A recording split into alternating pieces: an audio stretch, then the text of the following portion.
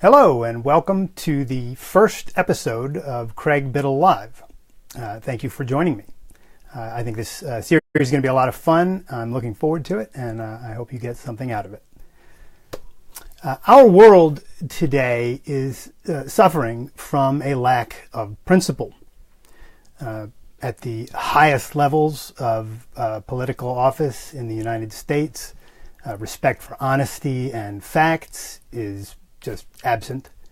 At the level of foreign policy, America continues to be attacked by jihadists and by the states that sponsor them, while our government does practically nothing, or worse than nothing in some cases, to stop this, even though we know the organizations that are funding and supporting it. Freedom of speech is under attack in myriad ways. Parents are raising kids with so much hovering and lack of independence that kids are reaching their late teens and early adulthood, demanding safe spaces and the like, and trigger warnings and the whole nine yards. Universities are just replete with this nonsense today.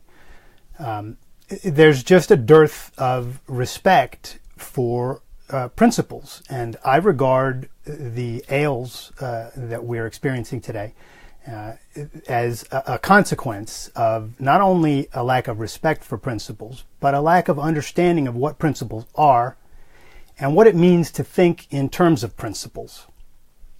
So what I want to do with this series is I want to explore the nature of thinking in principles. I want to talk about what principles are, what's involved in thinking in terms of principles, and we're going to look at this over time. In this first episode, I'm going to zero in on a couple of, or three, of the key elements of thinking in principles that I think are essential to understanding what principles are, and then the process of thinking in terms of these things. And in future episodes, we'll apply these ideas and fold in other ideas as we go, applying them to various cultural issues and events of the day.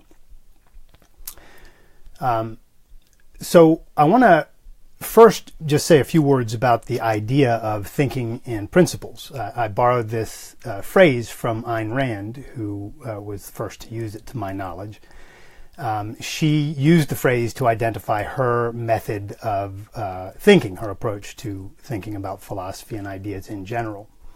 However, Rand never codified the elements of thinking in principles. She never specified what she regards as the central ideas of this method. Now, she clearly not only used principles, but developed principles in developing objectivism, and then applied principles in all that she did and wrote and thought about and communicated. So we can see a lot of what she regarded as thinking in principles just simply in the work that she did. But I have been spending a lot of time over the past decade or so thinking and trying to codify the elements of thinking in principles, getting my head around what I think is involved in this process. I've done a great deal of introspection on this. I've listened to other people's arguments and methods of presenting ideas and analyzed those, trying to get my head around and put my finger on what the essence of this process is. And so that's what I'm going to be presenting here. And I want to just emphasize that these are my ideas. They're very much informed by Ayn Rand's philosophy, but they're my ideas, so any errors that I present here should be blamed on me, not on Rand. So I want to start with the question, what are principles and why do we need them? This is obviously the first question that we need to get our head around, and then we'll talk a little bit about the process of using these things. So I'm going to start with just some examples. I want to put some instances on the table so that we can see what these things are, and I'll use some familiar ideas. Self-esteem is a requirement of human happiness. If you don't have confidence in your ability to deal with the world, and if you don't regard yourself as worthy of happiness, you cannot achieve happiness. And this is a principle that applies to, it's a principle that's both a part in ethics and part in psychology, and it helps to guide our thinking and our actions in thinking about these areas. Another one, emotions are consequences of value judgments. Well, this is another principle. It's a general truth that helps to guide our thinking and our actions. By understanding that emotions are consequences of value judgments, that they arise from our view of what is good and bad, what's good for our life, bad for our life, and then those ideas in response to our experiences in life, we can make sense of our emotions. If we have conflicting emotions, we can put our finger on what is causing this. We can determine whether changing our thinking in one area or another would help with this. And so that principle applies and helps in that regard. If you do not exercise your muscles, they will atrophy. This is a principle pertaining to fitness. And we use this in thinking about whether or not we're going to work out and how much we're going to work out. And if we haven't worked out in a while, we might revisit this idea and say, hey, that's not a good idea. Another principle that we're familiar with is that an argument either stands or falls on its own, regardless of the person making the argument. This helps us to understand that we have to take an argument and the facts put forward and the logic used in the argument as is. You can't say, well, I don't like that person, so I'm not going to accept his argument. This principle helps us to keep in check the fact that we have to look at the facts and the evidence in an argument and the logic behind it, not the person, whether the person's character or whether we like the person or any other consideration. Government is an institution of force. Another principle that helps to guide our thinking. If we know that government is an institution of force, then we're going to be more careful when we think about what we permit the government to do. When principles are clearly and openly defined, it works to the advantage of the rational side, as Rand put it. And when they're not clearly and openly defined, it works to the advantage of the irrational side. Another principle. So you can see that there are principles all over the place. There are principles in every area of human concern, every sphere of human concern. And we use these principles to guide our thinking. If we didn't have principles, we would be lost. If we didn't know, for instance, that emotions are consequences of value judgments, we would have no idea what these things are, where they come from. We just have these feelings that would just arise out of nowhere. And when they conflicted with each other, we'd be totally confused about what was going on. So the more we understand this generalization and this fundamental of what these things are, where they come from, what causes them, the better we can understand the world. If we didn't understand principles of economics, so if we didn't understand that supply constitutes demand, or that bad money drives out good money, or the other principles of economics, then we would be totally at loss for understanding that science, as so many economists today unfortunately are. So we can see that principles are in every sphere of human concern, from psychology to romance to physics to agriculture to engineering and so on. And what they do is, and the purpose of principles, the very purpose of these things, is they help us to simplify an otherwise overwhelmingly complex world. The world is full of things and various actions, plants, animals, volcanoes, earthquakes, all sorts of possibilities, ways that we can reshape nature to suit our needs, ways that nature seems to attack us at times, and we have to do something about that. So it's a complex place, and principles enable us to condense our observations and integrations into generalizations that help us to think clearly about what the world is, what things are in the world, and how we can use the elements of nature to serve our needs. We can't live without principles, nor can we opt out of using principles. And this is because the human mind is by nature a generalizing machine. Machine's the wrong word, but the human mind by nature generalizes. And it does this because that's what human beings need to do in order to live. So because of this, even subjectivists and postmodernists who eschew principles have to use principles even in their attacks on principles. So you'll hear, for instance, people like Stanley Fish and Richard Rorty taking positions such as, well, might makes right, or there are no absolutes, or bad things happen in the name of principle. And those are direct quotes from one or both of those men. And so they're using generalizations or principles of sorts themselves because they have to. The human mind needs to integrate the buzzing complexity of reality in order to function. So despite their dislike of principles, they too have to rely on them.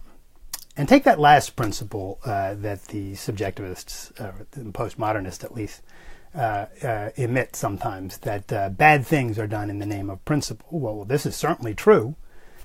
Take the principle, for instance, that you must obey Allah's will. Bad things are done in the name of that principle. Unfortunately, most recently in Manhattan yesterday. Take another one. You are your brother's keeper.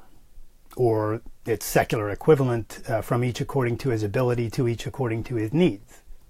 Bad things have been done in the name of those principles. Look back at the last century, and hundreds of millions of people were killed in the name of those ideas. So take another one, the modern environmentalist principle: man is a cancer on nature. Or the optimal amount of human involvement in nature is 0. So principles can be very bad and dangerous things if they're false. So what we need is true principles. We need valid principles. We need principles that are derived from observation and logic, from the facts of reality, so that they can serve our needs in reality, so that they can help us to think and to act in ways that are supportive of life and flourishing. And that's what principles, properly understood, and valid principles do. And this is what we need. We need valid principles, and then we need a method for using valid principles. Now, contrary to the subjectivists, there is one reality, the reality that we live in. The subjectivists like to say, there's no such thing as reality, man. It's all, it's just whatever you make it up to be, or it's whatever society says it is. This is not true. There is a reality. It's the reality that we live in, the reality that we perceive with our senses, and the reality in which we try to thrive and flourish, the one right here before our eyes. And principles are derived from the facts of that reality, and they are applied properly with respect to the facts of that reality. And we're going to talk more about that later. So the subjectivists are wrong, patently wrong, on the idea that there's no reality. Religionists are wrong on this count too, though. Religionists hold that there are two realities, that there's this inferior reality in which we live, and then there's this superior reality where God resides and he wills what's going to happen in this reality. Or if he doesn't will it by choice. So he could will it if he wants to. In other words, everything that happens here is either by the grace of God or by the willful intention of God. So this is not true either, which is why there's never been put forth any evidence to support this idea. It's just an assertion that there's another reality. And it's important not to buy into the idea that there's another reality, because if there were another reality where God resided and he could dictate what was going to happen here, then there would be no natural law or hard, cold fact that we could draw from to understand this world. Miracles could happen at any time. You could turn into a pillar of salt out of the blue. Then what would be the point in trying to figure out how to function by natural law in this reality? The fact is that there is a reality, and there's one reality, this one right here. And it's governed by absolute laws, the laws of identity and causality, which we'll talk about in a minute. And principles help us to understand this reality, to simplify it, and to function within it. So what we need, as I mentioned earlier, is valid principles. Well, how do you determine which principles are valid? You are your brother's keeper, from each according to his ability, to each according to his need. Each individual is an end in himself. You should act on your own judgment for your own sake and not sacrifice for others. I mean, there's a bunch of principles. They conflict with each other. So how do we know which ones are true? Well, here it's helpful to go right down to the most fundamental principles, the principles that are self-evidently true. And these are often called the axioms of philosophy. And the ones I will be talking about today are the laws of identity and causality. The law of identity is the general truth that everything that exists is something specific. Everything has a nature. Everything has an identity. A thing is what it is. As it's frequently put, A is A. So a rose is a rose. A theocracy is a theocracy. A rights-respecting republic is a rights-respecting republic, and so on. Things are what they are. And the law of causality is the law of identity applied to action. A thing can act only in accordance with its nature, with its identity. So a rose can bloom, it cannot speak. Theocracy can destroy human life, it cannot advance human life. A constitutional republic or a rights-respecting republic can protect human life and make the advancement of life possible. It can also go out of existence if we do not do due diligence, if we are not eternally vigilant. So everything that exists has a nature, and it can only act in accordance with its nature. And those are the most fundamental laws of reality. And so these do not need to be proven because, as Aristotle pointed out, if you attempt to deny these laws, you actually reaffirm them in the process. So if you try to say things aren't what they are, or that things don't act in accordance with their identities, or that they can act in contradiction to their identities or whatever, you run into the problem that you have to be who you are and act in accordance with your nature and point to things that are what they are and that act in accordance with their nature in any attempt to even talk about this or anything else. So this is the bedrock of principle. And the laws of identity and causality are not only the bedrock of principle, but they are also the touchstone for determining whether a principle is valid. Because what principles are, principles that are not at the immediate perceptual level like these, but what higher level principles, higher level in the sense that they're further away from observation, such as the principle of individual rights, for instance, is they are instances of the laws of identity and causality brought up to a different level. And there's a lot to say on this, but we can just say a few words about, and I'm going to focus on the principle of individual rights as put forth by Ayn Rand, so the objectivist theory of rights, versus, for instance, the subjectivist and the religious theories of rights. And I'll just say a few words about these. You can get the details on this by simply searching Ayn Rand's theory of rights, and you'll see an article that I wrote on this. So the principle of individual rights from the objectivist position is that each individual has a moral prerogative to act on his own judgment for his own sake, so long as he does not use force against others, which would stop them from acting on their judgment. And this is an absolute according to our philosophy. Well, where did this come from? How do we know that it's valid? It comes from observations of the nature of the entities in question, human beings, and the factual requirements of their life, the things they have to do in order to live. So it comes from the laws of identity and causality as applied to human beings.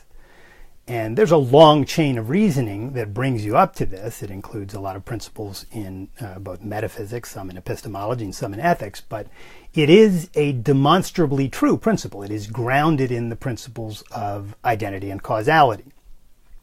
This makes the principle true, and it makes it so that the principle stands as a proxy for the principles of identity and causality. In other words, it's as absolute as they are. because it's just the causal nature of man, or the nature of man and the causal requirements of his life brought up to the level of the question about, well, how should human beings interact and what should be the political restrictions on people, if any? And that question has to be answered, if you want to answer it correctly with respect to the facts of nature, it has to be answered by looking at the nature of the entities involved. And that's what Rand did in developing this theory. Contrast that with the subjectivist and the religious theories of rights. So the subjectivists say, well, rights are whatever government or the society says they are. Well, there's no way you can anchor that fact in reality. There's no proof of that. That's just an assertion. Not only is it just an assertion, but it completely blows out of the water the idea, the whole purpose of the idea of rights. The concept of rights exists precisely because it's supposed to identify the things that we're able to do regardless of what government or society thinks or feels or says we should do. So there's no support for that. And the religious theory of rights is in a very similar category, because the religionists say, well, you have rights because God said so. Well, that's not going to get us anywhere. There's no evidence for the existence of God, which is why no one's ever provided that evidence. And there's certainly no evidence for the existence of a God who says that you have rights and makes them absolute. Moreover, if God were omnipotent and omniscient and all the things he said to be, he could take the rights away if he wanted to anyway, so they wouldn't be absolute. So this level, this extremely high level principle is either connected to reality or it's not. In one case it is, in the other cases it's not. We have a true principle versus untrue principles, or a valid principle versus invalid principles right there. Take another example. The principle that you should pursue your values and not sacrifice for others. Now that's a principle that we can tie to the factual nature of man, the requirements of his life. If you don't pursue values, and if you sacrifice your values as a matter of course, you'll simply die. So it's not consonant with man's nature. So pursue your values and don't commit sacrifices is a principle that we can anchor in the laws of causality, laws of identity and causality. The alternative principle that being moral, being good, the things that you should do consist in sacrificing your values, giving up your values for the sake of others, is not derivable from reality, and it's not reducible to the facts of reality. Again, it's just an assertion. It's an assertion that's been made many, many times for many, many centuries, and so it's accepted by many people. But there's no evidence to support it. There are no facts and there are no logical arguments that anchor it down to the bedrock of identity and causality.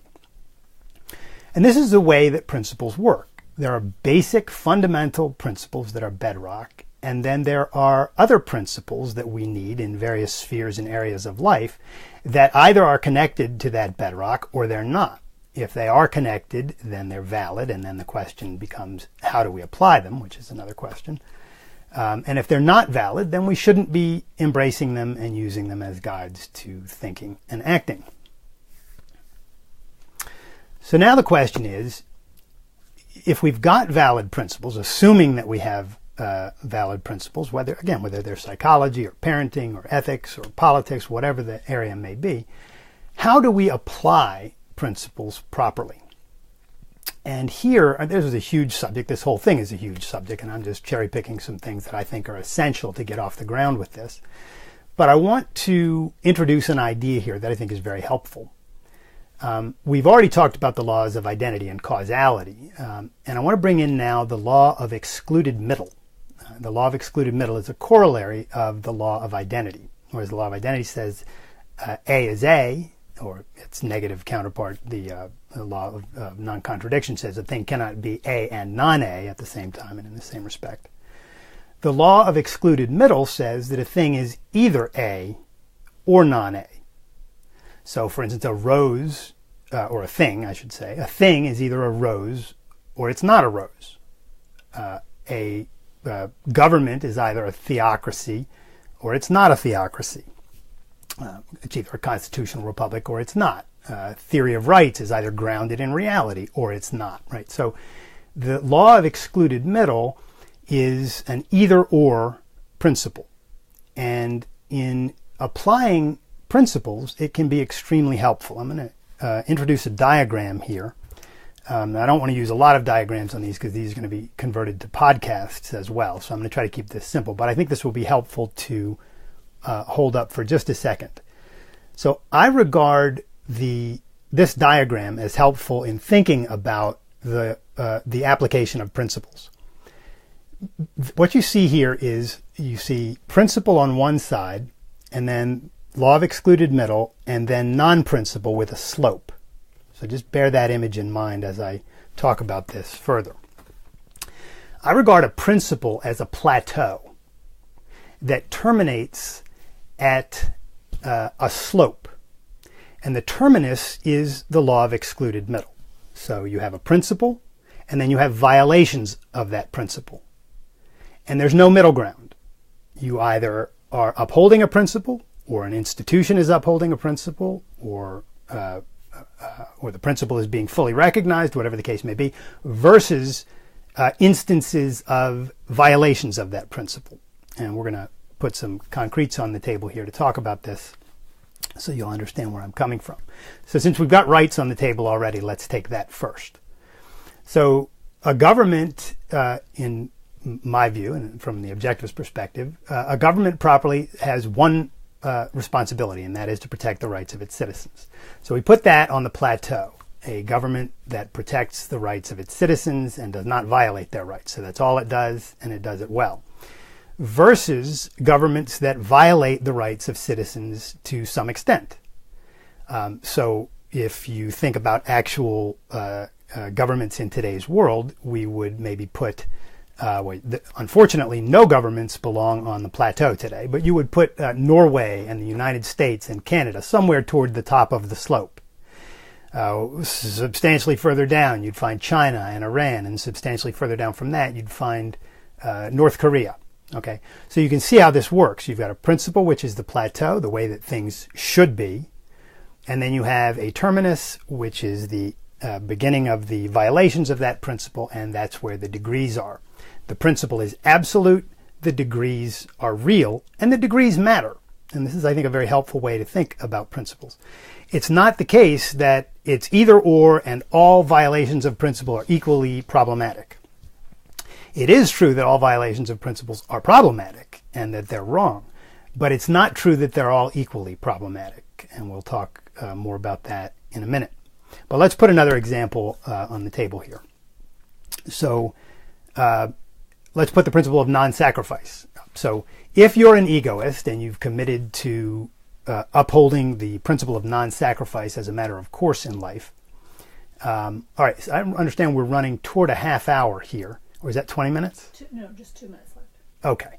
Toward at a half hour? Or all right.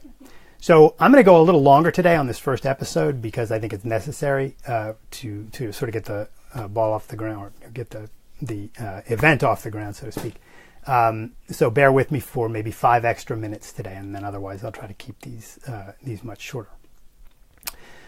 So let's put the principle of egoism, the principle that you should pursue your values and never sacrifice your values on the plateau. You are either upholding that principle consistently or you're violating it to some extent. If you're violating it a lot, you're down here where Mother Teresa might be, or people who truly buy into altruism. There aren't very many. If you violate that principle only on occasion and in small ways, then you're somewhere toward the top of the slope. But you're still acting occasionally against your best interest, against the requirements of your life. Neither of these are good.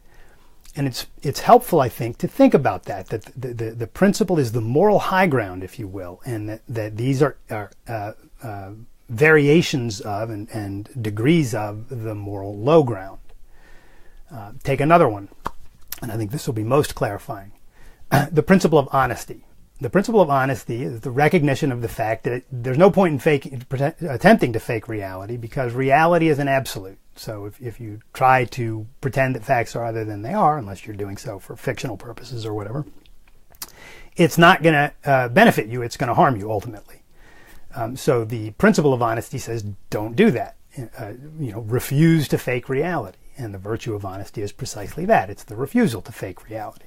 So if we put the virtue of honesty, or the principle of honesty, on the plateau, and then we can say, well, there are degrees of violating that principle over here. So if you or someone you know violates that principle egregiously and on a regular basis, so tells lies all the time. I can think of someone in high office now who might fit that category. He's going to be fairly down low on the slope over here. Lies and pretends that facts are other than they are on a regular basis. That's down low on the slope. Somebody who maybe just tells a whopper now and then might be a little higher, but still problematic. The faking reality is not good for your life. It doesn't work. It doesn't serve you. But let's move way up to the very top of the slope, but still on the violation side of the excluded middle, to the area of what's called white lies. White lies are supposedly innocuous, harmless little lies that people tell to keep the peace, and it's no big deal. So let's take the most innocuous one we can think of.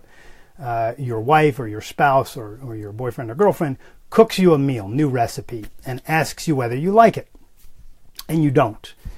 But you say that you do, because you're trying not to hurt their feelings or whatever your rationale for it is. So what has happened here? Well, you have violated the principle of honesty, and it is not good for you or for her or him or whoever else is involved. And we can count just a few of the ways.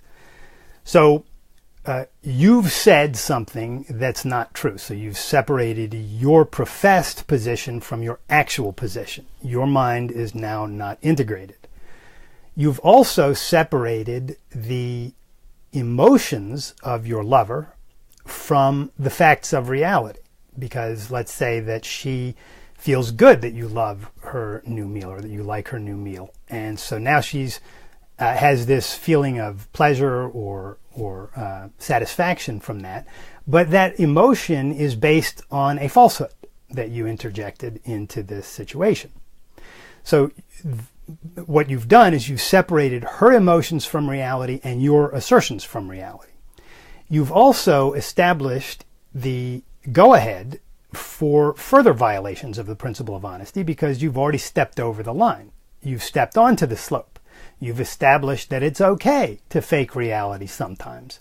You've put something in front of principle.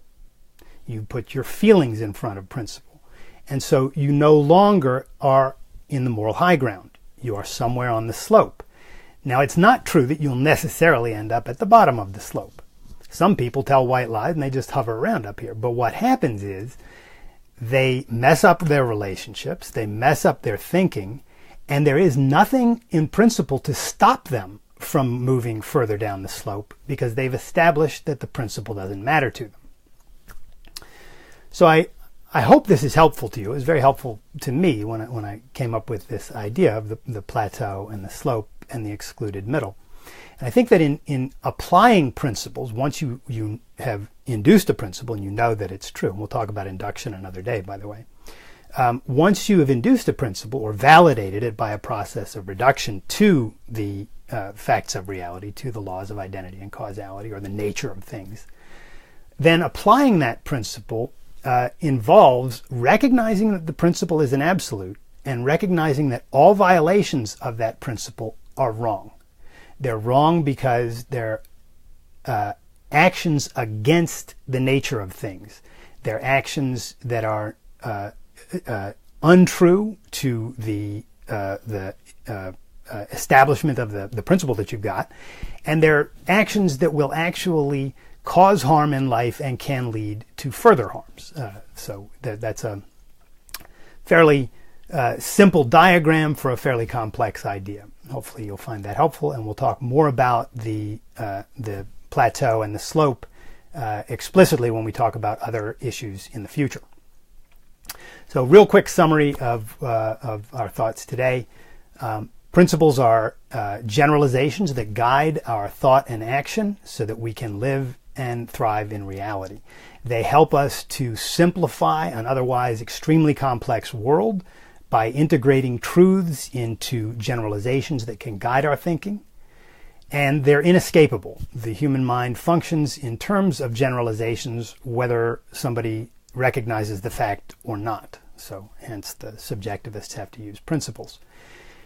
If we anchor our principles in the perceptual facts of reality, in the nature of things, in the laws of identity and causality, then our principles will be true. And if we identify the correct principles for the various spheres of life, and if we apply them as absolutes without violating them, we can advance our lives and prosper at a much greater level than we can in any other way. So on a personal level, we can do better. In defending our rights, we can do better. In communicating what we need to do to defend rights, we can do better. So I want to make this series a focus on what principles are, how to apply them, and I want to look at the various areas of life and talk about principles. I don't have all of this stuff completely worked out. I'll be thinking with you as we go. But I think it'll be helpful to discuss things from this perspective on a regular basis. So that's the plan. If you have questions or issues you'd like me to address in one of these episodes, please either write them in the comment section below or simply email them to me at cbiddle@theobjectivestandard.com. Now, because today's episode was so rich, and because I probably generated as many questions as I answered, what I think I want to do next week is address the questions that people have about what I presented today. So next week's episode is going to be a Q&A, but it's going to be but the questions that I'm going to answer have to be emailed or posted in advance. So I'm going to sift through them and choose the ones that I think are of most general interest, and I'll address those then. And then after that, I'll continually sift through the requests that people have, and we'll start applying these ideas to all sorts of areas of life, from current events to educational issues to personal productivity, you name it. Thank you for joining me on this first episode. I hope you enjoyed it, and I hope to see you next week. Till then, keep fighting the good fight, and more importantly, living the great life. Bye-bye.